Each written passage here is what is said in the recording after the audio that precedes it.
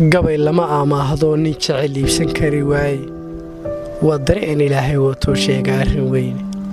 aan bilaabo caawo kale oo ku tabiyaaya timahaagan adimada tagaaraxda si dhaafay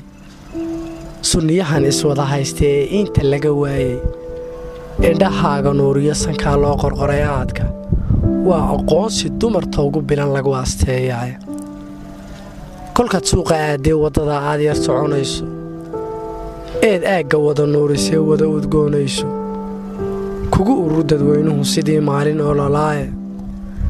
haddii qurux adduunku u tartamo isira loo faano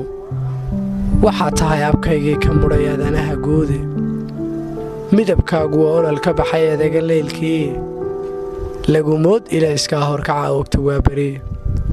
lagumood dadkii aakhiriyo ugubkii doornaaye lagumood xayaabkii ashkara u bixi saarnaaye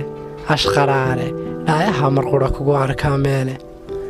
kaahinaasee hable aan ogiya ilantii bayroode asaagaa markaad soo gashay oo dajabiyaane markaad eray tidhaahday furmeendhagaha awdnaaye aqoontii wacnayday khalqigu wuu ku aaminaye gob eedaabu dhalato bulshadu eegataa tahay ixtiraamka kaa baray qof adeerad ku dhaaftaa sidii boqor abaalgalay khalqigu kuugu soo oradiye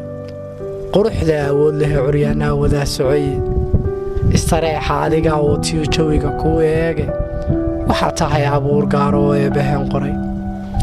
milatari islaynaya oo ura kicinaya haddii aad ag marilayd mid quriha kama rideene ajal go'aysabaa baaqanlayd imashadaada wakhtiyada abaaraha haddaad oosha yara gaadho